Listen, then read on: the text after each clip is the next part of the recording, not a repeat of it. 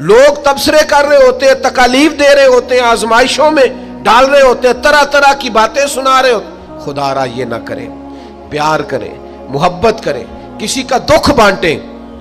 कई दफा ना हमारे कह देने से किसी का मसला हल हो जाता है, दो जुमले बोल देने से किसी का मसला। लेकिन हमने भी एक पक्का जुमला पकड़ा हुआ है कि सानू की लगे, मेरा की फायदा, मैं क्यों करा। ओ भाई, मेरे अब्बा जी कहा करते थे, कभी कभी ना पड़ोसियों के घर की आग इसलिए भी बुझा देनी चाहिए कि वहां ना बुझी तो कहीं हमारे घर भी ना आ जाए। इस नियत से किसी का मसला हल कर दो। लेकिन लोग ये भी करने को तैयार, मुफाद परस्ती बड़ी आम हो गई है, खुद गर्जी बड़ी आम हो गई। हमारे यहाँ लोगों को सिखा दिया गया है कि अपना नफा पूरा करो जैसे भी होता है। अच्छी तरह समझ लेना, किसी के बच्चों का हक छीन के अपने घर में लाओगे तो कभी रोशनी नहीं होगी। किसी का घर लूट के अपने घर लाओगे तो पैसे तो आ जाएंगे, हो सकता है महंगी महंगी चीजें भी आ जाए, पर सुकून नहीं आएगा, इत्मीनान नहीं आएगा। ये कैसे हो सकता है कोई तेरी वजह से रोए और तू हंसे? ये मुमकिन नहीं होता। वमा असाबकुम मिन मुसीबतिन फबिमा कसबत ऐदीकुम, अल्लाह फरमाता है तुम्हें जो मुसीबतें पहुंचती हैं तुम्हारे हाथों की कसम की वजह से पहुंचती हैं। वह याफू अन कसीर, बहुत सारी बातें तो अल्लाह माफ कर देता है।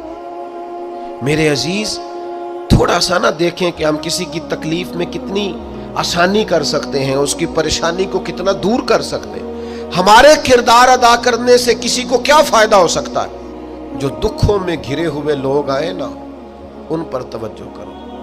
जो आजमाइशों में डूबे हुए लोग आए, उन पर तवज्जो करो। हमारे रिश्तेदारों में, हमारे दोस्तों में, हमारे मोहल्लेदारों में, हमारे जानने वालों में बहुत सारे लोग ऐसे होते हैं जिन पर आजमाइशें आती हैं, वो तड़प तड़प के उनका मुकाबला करते हैं। लेकिन हम आगे बढ़ने के काबिल होते हैं, बाजू थाम सकते हैं, तसल्ली दे सकते हैं, हम तवज्जो नहीं करते। हजरत अब्दुल्ला इब्न अब्बास रदी अल्लाह ताला अन्हु मस्जिद नबवी में इतिकाफ बैठे थे, इमाम बहकी रवायत लाए। आपने देखा एक साहब ना मस्जिद नबवी शरीफ में तशरीफ लाए और एक कोने में बैठ के ना तो बड़ी परेशानी से उन्होंने गर्दन झुका ली। तो हज़रत अब्दुल्ला इब्न अब्बास उनके करीब गए और जाके कहा, मियाँ क्या बात है, क्यों परेशान हो? तो उस बेचारे की आंखों में आंसू आ गए, रो के कहने लगे, मकरूज हूं, एक वादा कर लिया था कि आज पैसे लौटाऊंगा, आज मेरे पास रकम नहीं बनी। अब वो साहब आएंगे और फिर मुझे सख्त जुमलों से नवाजेंगे, तकलीफ में हो। मकरूज बेचारा कैदी होता है। फौरन हजरत अब्दुल्ला इब्न अब्बास हुजूर अलैहिस्सलाम के चचा के साहिबजादे, मेरे करीम महबूब के अजीम से आबी हजरत अब्दुल्ला इब्न अब्बास फरमाने लगे, मैं अगर चलूं तो तेरा मसला हल होता है? उन्होंने कहा, हुजूर कमाल हो जाएगी। तो एक मिनट नहीं लगाया, हजरत अब्दुल्ला इब्न अब्बास मस्जिद से निकले, जूते पहन लिए, जल्दी से वो साइल बोले, कहने लगे, हुजूर रुकिएगा रुकिएगा, शायद आपको याद नहीं रहा आप इतिकाफ में थे, शायद आप भूल गए, आप इतिकाफ बैठे हुए। तो अब हजरत अब्दुल्ला इब्न अब्बास की आंखों में आंसू आए, फरमाने लगे, मैं भूला नहीं, मुझे याद है, मुझे इतिकाफ याद है। और फिर हुजूर की कब्र नूर की तरफ इशारा करके कहने लगी, अभी ज्यादा देर नहीं हुई कि मैंने इस मज़ार में आराम फरमा महबूब से खुद सुना है कि जो किसी भाई की मुश्किल में उसके लिए आसानी कर देगा, अल्लाह 10 एतिकाफ करने से ज्यादा सवाब अता करेगा। तो एक का सवाब लूं कि 10 का लूं? मैं तेरे साथ चलता हूं ताकि मुझे बड़े एतिकाफ का सवाब मिले। ये वो तालीमात हैं जो नबी करीम ने अता की हैं, ये वो तालीमात है। इतनी बड़ी तादाद में आप आए हैं, इतने सारे लोगों में से अगर हम चंद भी बदल जाएं कि आज के बाद हम अपना रवैया बदलेंगे, लबो लहजा बदलेंगे, अंदाज बदलेंगे, हम अपने जाती अखराजात को थोड़ा सा कम करेंगे। आजकल मसला जरूरियात का नहीं, ख्वाहिशात का है।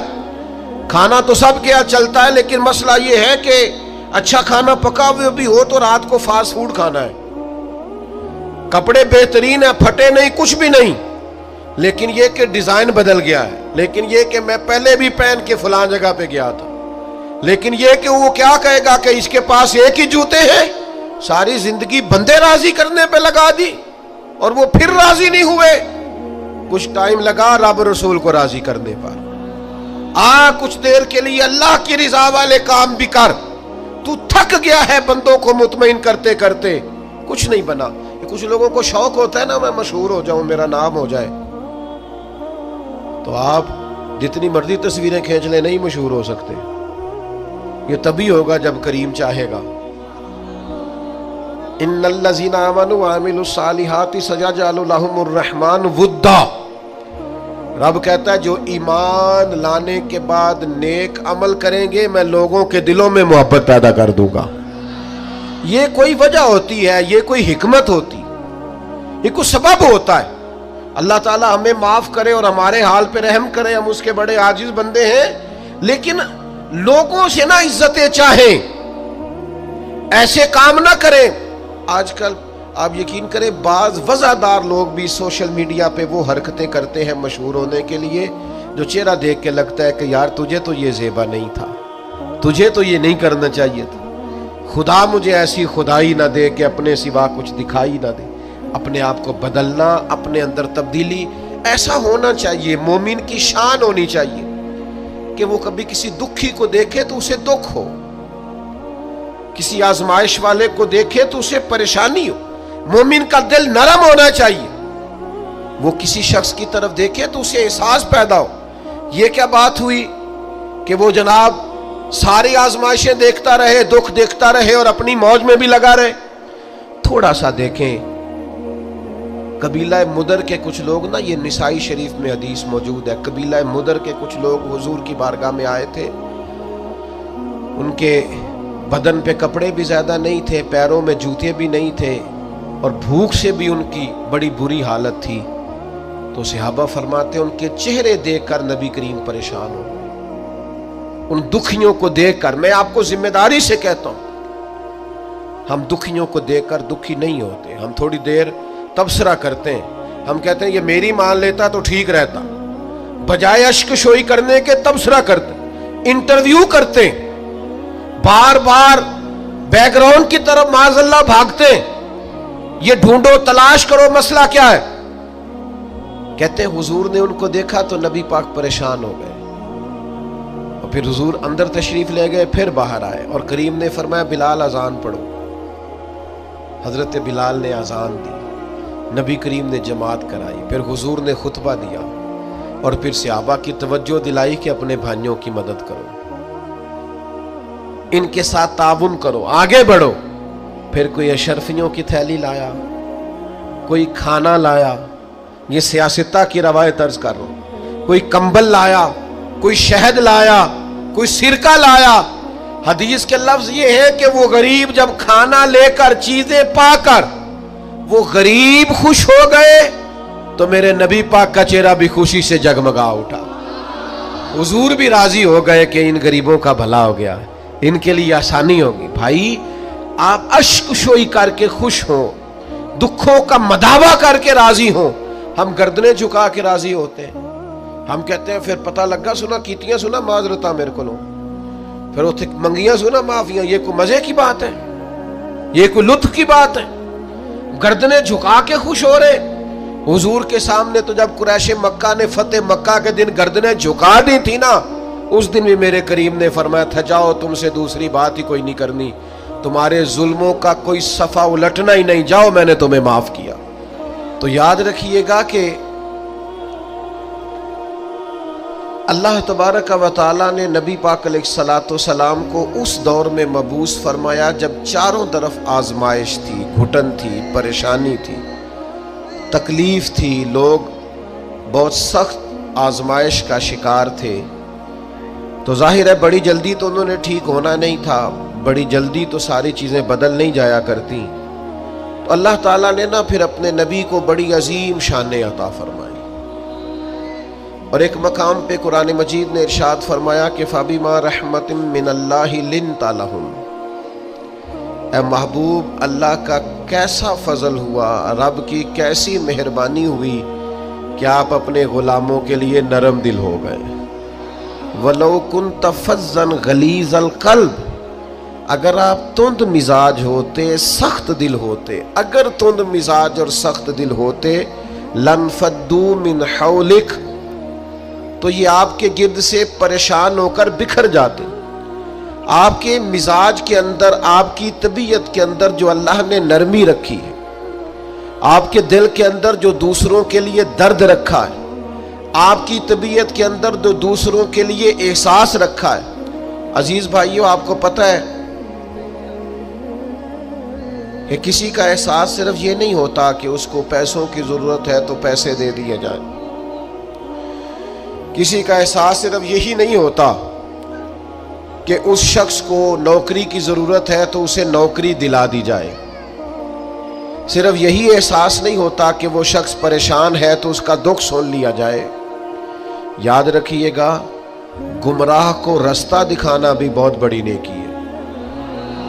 جس کا ذہن وسوسوں کا شکار ہو، اسے یقین کامل کی طرف لانا، یہ بھی بہت بڑی نیکی. جب انسان بدخلق ہو جائے، وہ ماں سے بھی سختی سے بات کرے، باپ سے بھی تلخی سے بات کرے، وہ اپنے بال بچوں پر بھی سختی کرے، اس کے لب و لہجے اس طرح کے ہو جائیں کہ سب اس سے پریشان ہو، تو اس شخص کو مروت والا بنا دینا، اخلاق والا بنا دینا، اسے اعلیٰ اسلوب والا بنا دینا، یہ بھی اس کے ساتھ بہت بڑا پیار ہے. میرے نبی کریم کا کمال پتہ کیا ہے؟ رسول پاک علیہ السلام نے اس طرح کا رنگ دکھایا ہے کہ جو گمراہ تھے نا، وہ دوسروں کو ہدایت کی طرف متوجہ کرنے والے بن گئے. خود نہ تھے جو راہ پر اوروں کے ہادی ہو گئے. جن کی وجہ سے ان کے گھر والے تکلیف کا شکار تھے، آزمائش کا شکار تھے، ان سب کو نبی پاک علیہ السلام نے اپنے اہل خانہ کے ساتھ محبت کرنے والا بنا دیا. اور اس طرح کے انداز حضور نے بتائے، اس طرح کے طور طریقے سکھائے، اس طرح کا نبی پاک علیہ السلام نے لوگوں کو سمجھا دیا، سکھا دیا. یعنی ایک شخص نے آ کے عرض کیا، یا رسول اللہ میں جہاد پہ جانا چاہتا ہوں.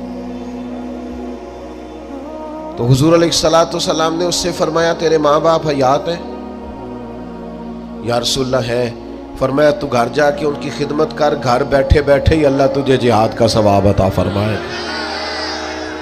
تو میں آپ کی خدمت میں عرض کر رہا تھا کہ نبی پاک صلی اللہ تعالی علیہ وسلم نے لوگوں کے رخ ہدایت کی طرف پھیرے، اور یہ حضور کے سینے کا بہت بڑا درد تھا کہ لوگ اللہ والے ہو جائیں، وہ گمراہی سے بچ جائیں، وہ دوزخ سے بچ جائیں، ان کے جو بکھرے ہوئے ذہن ہیں اور جو وسوسے ہیں وہ سارے دور ہو جائیں، ان کی ذہنی تربیت ہو جائے، ان کے لب و لہجے میں حسن آ جائے، کوئی اخلاق سے دور ہے تو اخلاق والا بن جائے. وہ ساری چیزیں جو کسی شخص کے لیے آزمائش کا باعث بن سکتی ہیں، حضور فرماتے ہیں کہ میری اور تمہاری مثال اس شخص کی طرح ہے جس نے آگ جلائی تھی اور پتنگے اس میں آ کے گرتے تھے، اور وہ نہ لوگوں کو بار بار بچاتا تھا کہ قریب نہ جاؤ جل جاؤ گے، قریب نہ جاؤ جل جاؤ گے. حضور فرماتے ہیں تم بھی دوزخ کی طرف جاتے ہو اور میں تمہیں بار بار بچاتا ہوں، قریب نہ جانا جل جاؤ گے، یہ کام نہ کرنا جل جاؤ گے، یہ کام نہ کرنا جل جاؤ گے. بار بار میں تمہیں بچاتا ہوں، سمجھاتا ہوں. تو میرے عزیز نبی پاک صلی اللہ تعالی علیہ وآلہ وسلم لوگوں کی تربیت فرماتے، لوگوں کو ایک دوسرے سے جوڑتے، آزمائشوں سے انہیں نکالتے. ہم نہ توجہ نہیں کرتے لوگوں کی تکالیف پر، ہم نہ ایک عجیب سی شہرت کے شوقین ہو گئے، عجیب سی تعریفوں کے شوقین ہو گئے. عجیب ہمارا، میں نے بچے سے منع کر دیا، میں نے کہا میرا اعلان بھی نہ کرنا. مطلب 2-4 دفعہ اپنا نام سن کے، القاب سن کے، قبلہ ہیں، علامہ ہیں، پیر ہیں، کتنی کو نفس کو تسلی دے لینی. چیزوں سے نکل آئیں، اب حقیقتوں کی طرف آئیں. سادگی کا وہ حسن اختیار کریں جس میں برکات ہوتی، وہ چیزیں لے کے آئیں جس سے ٹھنڈک پیدا ہوتی. ہر چیز کو شو آؤٹ کرنا، ہر چیز کو بتانا، دکھانا، سجانا، سنوارنا، تھوڑا سا اس سے باہر نکلیں. حقیقت کا سفر کرنے کی ضرورت ہے۔ یہ لوگ دیتے ہیں نا غریبوں کو بانٹتے ہیں، سیلاب آ گیا، آزمائش آ گئی، راشن، تو ایک آٹے کی گتھی بٹ رہی ہوتی ہے، ایک لینے والا ہوتا ہے اور 6 نے ہاتھ رکھے ہوئے ہوتے ہیں۔ اگر تو آپ اللہ کی رضا کے لیے دے رہے ہیں تو پھر تو ضرورت نہیں تھی ان ساری تصویر سازیوں کی، اور اگر آپ کا کوئی اور مقصد ہے تو پھر بھائی کیا کہا جا سکتا ہے، پھر کیا سمجھایا جا سکتا ہے۔ ہمیں غور کرنے کی ضرورت ہے کہ ہم نہ ساتھ بھی دیتے ہیں تو مالداروں کا، ہم کھڑے بھی ہوتے ہیں تو تگڑے لوگوں کے ساتھ۔ وہ غریب آدمی جو الجھ جاتا ہے، مسائل کا شکار ہو جاتا ہے اور اتنا اعصابی طور پر تھک جاتا ہے کہ معاذ اللہ خودکشی تک کا لوگ سوچنے لگتے ہیں۔ یہ دیکھیے نا سیاستہ میں روایت ہے، حضرت ابو سعید خدری رضی اللہ تعالیٰ عنہ بیان فرماتے ہیں، ایک تاجر تھا، اسے بہت زیادہ نقصان ہو گیا تجارت میں، وہ خسارے میں آ گیا اور وہ بڑی آزمائش میں آ گیا۔ آپ کو پتہ ہے جب تک تو انسان بڑا مالدار ہوتا ہے تو اس کے دوست بھی بڑے ہوتے ہیں، دعوتیں پکتی ہوں تو آنے جانے والوں کی کمی نہیں ہوتی، لیکن اگر انسان کمزور پڑ جائے، نقصان ہو جائے، اگر اسے نقصان اور خسارے ہو جائیں تو وہ تیری آنکھ ہو یا سنگ ملامت کی چبھن، کون پہنچا ہے میرے درد کی گہرائی تک، دور شہرت میں تو یاروں نے کیا یاد بہت، پر ساتھ آیا نہ کوئی کوچہ رسوائی تک، ساری عمر آٹا گد ہے لکھاں کیتے نہیں پیڑے، اب وقت آیا ہی تے محمد بخشا کوئی بھی نہیں بیٹھا نیڑے۔ چھوڑ جاتے ہیں لوگ، اسے خسارہ ہو گیا، تکلیف ہو گئی، قرضے چڑھ گئے، آزمائش آ گئی۔ نبی کریم کی بارگاہ میں جب وہ آئے نا تو حضور نے کچھ لوگوں کی توجہ دلائی۔ کریم فرمانے لگے اپنے بھائی کی مدد کرو، اسے قرضوں سے نکالے، اللہ نے مہربانی کی ہے، نبی پاک کو نرم دلی عطا کی ہے، آؤ ہم بھی سب حضور کا یہ فرمان یاد رکھیں اور ایک دوسرے بھائی کا بازو تھامیں اور لوگوں کو آزمائشوں سے نکالیں۔ حضور نے فرمایا مدد کرو، تھوڑے تھوڑے پیسے صحابہ نے جمع کیے، لیکن وہ حالات بڑے سخت تھے، اتنے پیسے نہ ہو سکے کہ قرض ادا کیا جا سکے، قربان جائیں۔ پھر نبی پاک نے اس شخص کو بلایا جس کے پیسے دینے تھے، فرمایا تھوڑے لے لے اور بیچارہ پریشان ہو گیا ہے، باقی تو معاف کر دے۔